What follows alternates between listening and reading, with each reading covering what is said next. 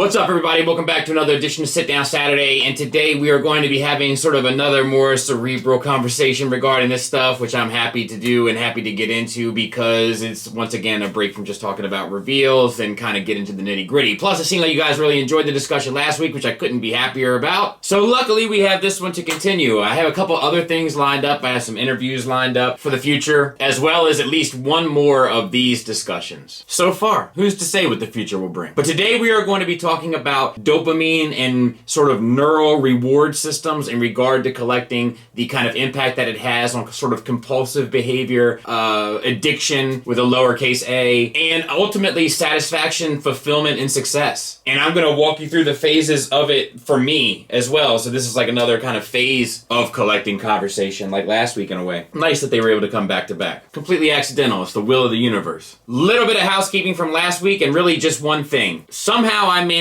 to screw up credit to the folks that were responsible for the Seekers thing. The last of the Seekers figure. There are three entities at play here. There's Riot Press Productions, shout out to them, and Patrick, who I've been having the most correspondence with there, and they have some sort of partnership perhaps with Ramen Toys. I mistakenly said, or really used interchangeably, Peter, maybe, who is the designer, who is known as Sick of You Customs, with Printformers, who did the 3D animation that you can see. I don't know if they've actually released it, but they did a 3D animation model of the figure, and somehow I managed to screw all that up. I hope those gentlemen don't take it personally. I meant no disrespect. Honestly, I got confused. Is the truth to that, so that's my fault. Alright, so let's go ahead and get into this conversation then. Dopamine is basically the reward center in circuitry in regard to your neurotransmitters in your brain. Now, if you listen to Nerd Rage or you kind of know a little bit more about me, I'm not the smartest guy on the face of the planet, so bear with me. Also, bear with me in the fact there may not be a whole lot of slideshow stuff, right? It's more of a conversation. I'll do my best, though. But in short, it's the reward circuitry neurotransmitters, right? Now, reward circuitry is basically essential to our survival. Like, that's where it came from, right? Like, we find eating good food to be rewarding, but that's really so that we just continue to eat good food and survive on a neurological level, right? But what happens is the messages get confused because we find enjoyment in the things that are necessary for survival, right? So we find joy in eating and drinking and procreating, and I mean that on a scientific level, basically so that we enjoy the things that keep us alive as a species, right? But the truth of the matter is we enjoy plenty of things that are not essential to survival and have probably for some time. There was probably some caveman that sat on the edge of a cliff and saw a sunset and was like,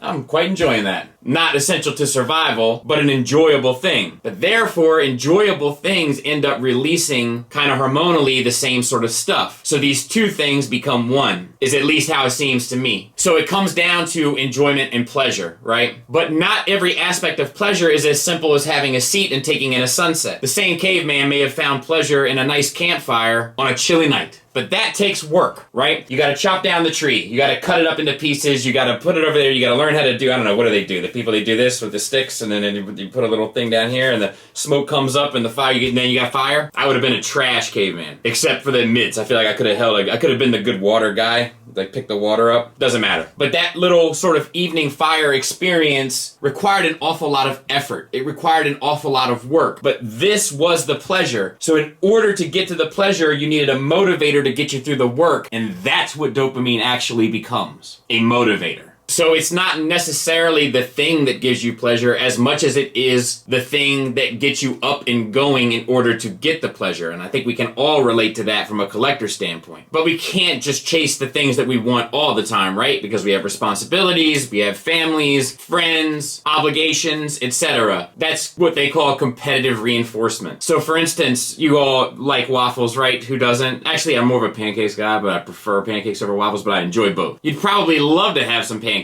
or waffles right now. But instead you're watching this and not getting up, turning this off to go make the pancakes. And that's just how you prioritize the things that give you pleasure, so to speak, which is something that we all have to do, right? Because we have to prioritize what is important to us. This can be as simple as taking in information on a Saturday video versus eating pancakes, or buying the quarter scale statue instead of the 1/6 figure, or whatever the case may be. But we still have to chase the pleasure at some point. We have to chase the dopamine drip. The unfortunate thing for us is that the more exciting the experience is, the more impactful the dopamine becomes. And since dopamine is kind of the fuel that your reward center or circuitry relies on, after you get the massive thing that you've been chasing, or the more exciting thing that you've been chasing, it injects a certain amount of fuel into your reward circuitry. But once you get the supreme unleaded, the regular may not be good enough anymore, is basically what I'm saying. I know that that's true with me, because as I've gone through collecting, I have gone through various stages of the things that kind of excite me regarding it. I see a lot of it with you guys, specifically in terms of like DMs and stuff that I get, where people get really excited about something that does nothing for me.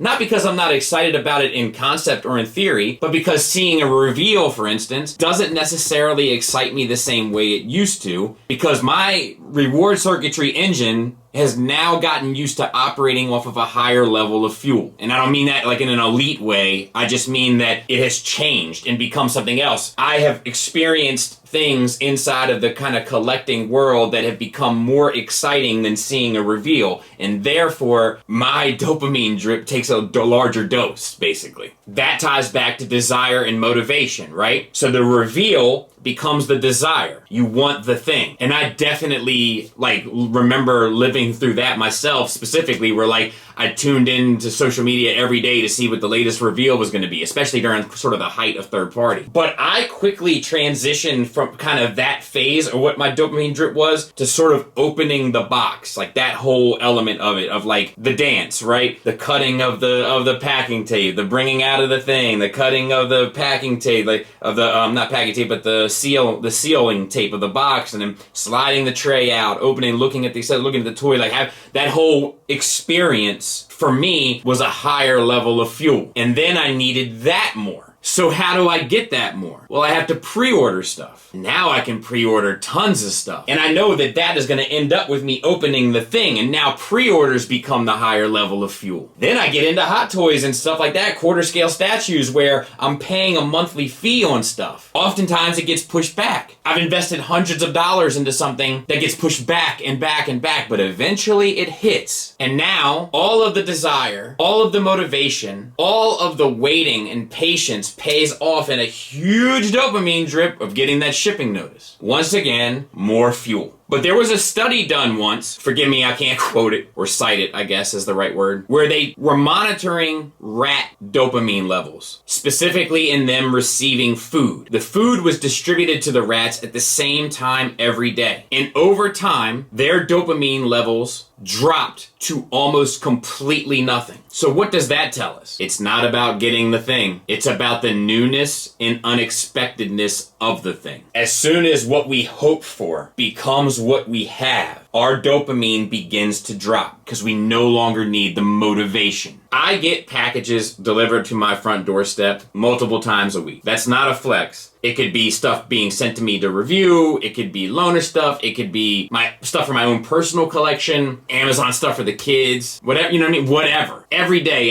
packages are hitting my front porch. And there was a time when that meant an awful lot to me. But guess what? It doesn't mean anything to me anymore. And do you know why? Because I've gotten used to it. It no longer has the newness or unexpectedness. So it comes down to like two different branches off of the same tree. Things we don't have equal desire and motivation. And things we do have, what we need to find is fulfillment and success and satisfaction. And that's a lot trickier to trick your brain into than this. Because this comes from survival. This comes from happiness, which is not necessary to survive. Because the truth is that the dopamine can never give you happiness. It can never give you satisfaction. It's not really meant to. It's purely a motivator to get the thing to get you over here. So the moment that you take the joy out of this and you start trying to put it over here, I think is where we really come to peace with what we have. Because if you're searching for it over here, all you're gonna want is the next thing, the next thing, the next thing, which we all can relate to, I'm sure. And the truth of the matter is, all dopamine, all the time, is dangerous. It's a powerful tool, but because it's purely based on getting the thing that you want, not necessarily the thing that you want, you can get yourself in financial trouble. You can get yourself in trouble with your family. You can get yourself into a lot of other troubles with a different type of dopamine, right? So I don't want this to come across as a bummer at all. So I want to offer what I think is the solution. And it's one of those things that I think is easier said than done,